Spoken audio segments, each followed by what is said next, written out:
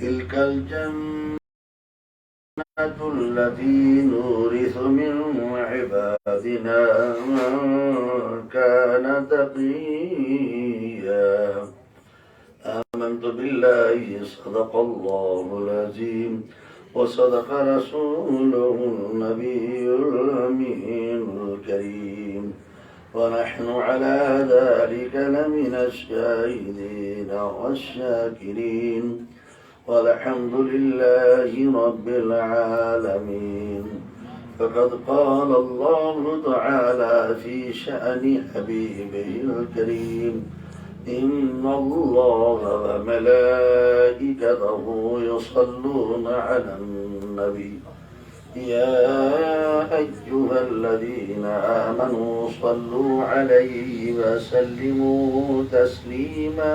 اللهم صل على سيدنا شفيعنا نبينا مولانا محمد وعلى آل سيدنا مولانا محمد وبارك وسلم عليه الصلاة والسلام عليك يا رسول الله صلى الله عليه وسلم. على سيدنا ومولانا محمد وعلى آل سيدنا ومولانا محمد طب القلوب ودوائها وعافظ الأبدان وشفائها ونور الأبصار وديائها وعلى آله وصحبه دائما أبدا صلاة وسلاما عليك يا رسول الله صلاة وسلاما دائما عليك يا قاسم رزق الله. لائق ستازین حضرت مولانا قاری ولی محمد صاحب اکبری قادری مداح رسول برادران اسلام عفت مار خاتین اسلام عزیز طلبہ السلام علیکم ورحمۃ اللہ وبرکاتہ.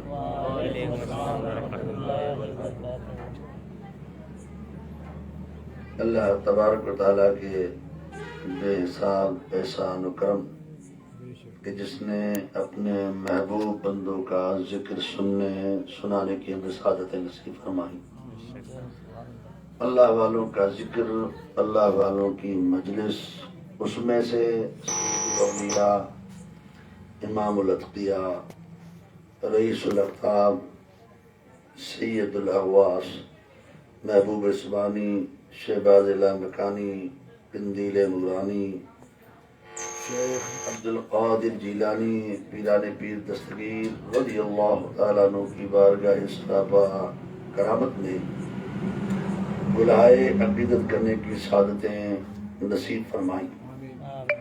یہ بہت بڑا احسان و کرم ہے کہ اللہ تعالیٰ نے اہل ایمان کی حفاظت کے لیے اپنے مقبول بندے غوث اعظم کو قیامت تک کے لیے غوثیت کے عظیم منصب پر فائز فرمایا. سبحان اللہ. اللہ تبارک و تعالیٰ کے کرم سے اہل ایمان کی حفاظت حضور غوث اعظم فرماتے ہیں. بے شک بے شک حق. آپ کی شان قطبیت و غوثیت صدیاں گزر گئیں، آج ساری زمین پر آپ کی حکومت چل رہی ہے. بے شک. تا امام مہدی کے نزول تک غوثیت کبریٰ کا تاج سر غوث اعظم پر سجا رہے ہیں. سبحان اللہ. اس بیچ میں بے شمار اولیاء کرام، بے شمار اصفیاء کرام، بڑی بڑی ہستیاں دنیا میں تشریف لائیں اور تشریف لاتے رہیں گے، مگر ہر ولی، ہر قطب، ہر غوث، ہر ابدال، ہر سالک، ہر مجذوب، ہر قلندر جو ولی بنتا ہے پہلے غوث اعظم کی غلامی کا پٹا گلے میں ملتا ہے تو ولایت کی سند ہو جاتا ہو.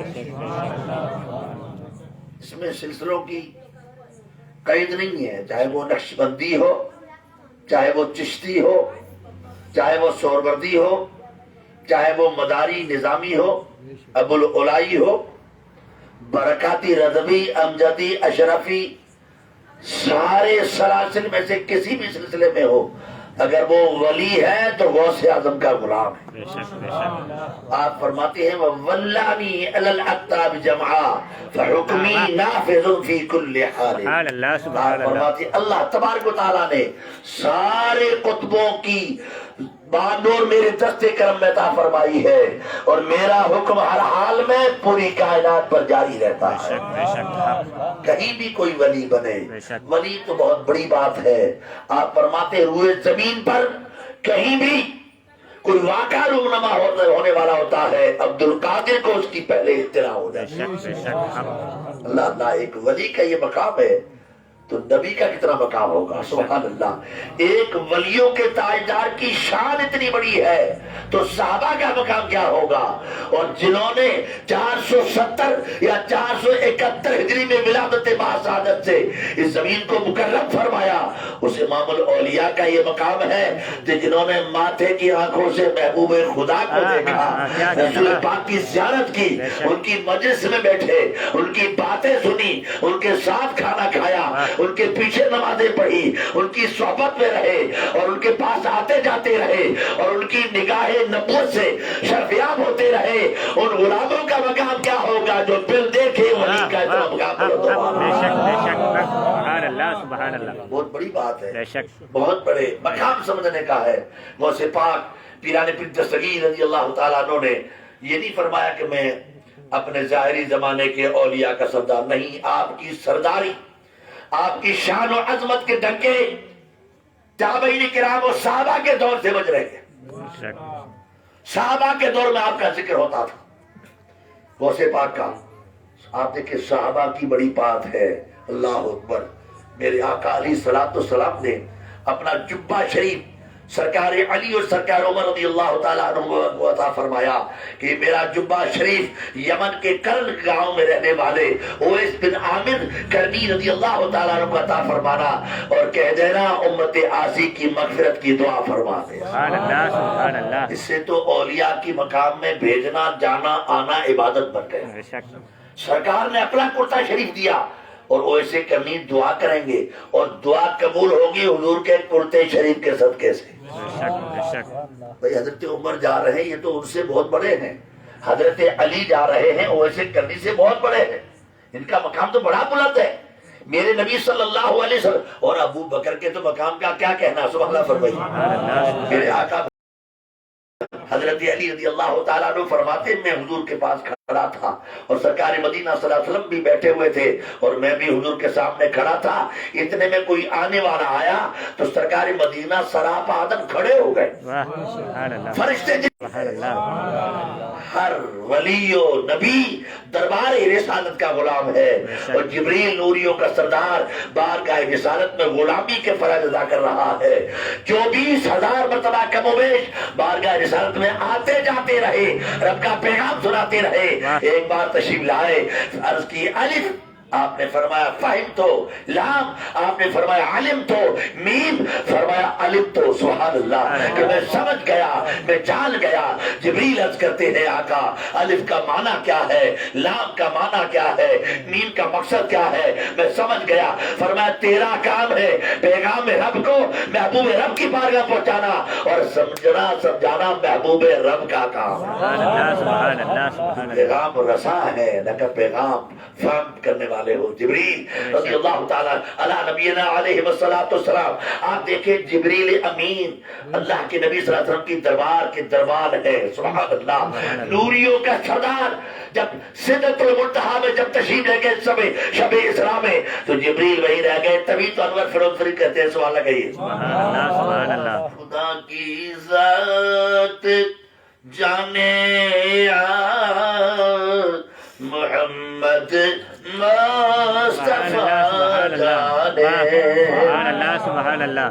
خدا کی ذات جانے یا محمد مصطفیٰ جانے، شب اسرار ہوئی کیا گفتگو خلوت نشی ہو کر، غریبوں میں گزاری زندگی سرکار علی نے، غریبوں میں گزاری زندگی سرکار علی نے، کیا بستر زمین پر عرش کے مسند نشیں ہو گر سبحان اللہ سبحان اللہ، بہت اچھا بہت یا بستر زمین پر عرش کے مسند نشیں ہو گر واہ، سبحان اللہ سبحان اللہ، پان بہت کی ستلی چارپائی بنی ہوئی ہے، آقا تو جہاں صلی اللہ علیہ وسلم تشریف فرما ہے، آپ کے پشت انور پر بان ستلی کے نشان پڑ گئے۔ امیر المومنین خلیفۃ المسلمین عمر حاضری لیتے ہیں اور آنکھوں میں آنسو بہاتے ہیں، یا رسول اللہ صلی اللہ علیہ وسلم، ملک شام و ایران کے بادشاہ تو کب خواب کے عظیم الشان بستروں پر آرام کرتے ہیں، حبیب خدا ستلی بان والی چارپائی پر آرام کرتے ہیں۔ ستلی چارپائی نے آپ کے پشت انور کو نشانات سے دوچار کر دیا ہے۔ حضرت عمر روتے ہیں، میرے نبی مسکراتے ہیں، عمر رونے کی وجہ کیا ہے؟ ان کے لیے دنیا ہے، ہمارے لیے آخرت ہی آخرت ہے۔ سبحان اللہ سبحان اللہ۔ معاشہ صدیقہ فرماتی ہے، ہمارے در نبوت پر بہت دنوں تک خرچہ کرنے کی ضرورت نہ پڑی، نہ کبھی کھانا بنایا، نہ کبھی چولہا جلایا، بن چولہا جلائے بن کھانا بنائے گزر بسر خیریت سے ہوتا تھا۔ سبحان اللہ سبحان دو جہاں کے خالق کل نے آپ کو مالک کل بنا دیا، دو جہاں کی نعمتیں ہیں ان کے خالی ہاتھ میں۔ مالک و مختار ہو کر مہینوں تک دنوں تک آپ کے در نبوت پر آگ جلنے کی نوبت نہیں آتی ہے، کھانا نہیں بنتا ہے۔ سبحان اللہ۔ ماں عائشہ صدیقہ نے بڑے اچھے جملے عطا فرمائے۔ لوگوں نے کہا اماں 3 مہینے تک کھانا نہ بنا اور پھر گزارا کیسے ہوتا تھا؟ جبکہ 9 ازواج محترم زمانے میں آپ در نبوت پر شفیعہ تھیں۔ آقا علیہ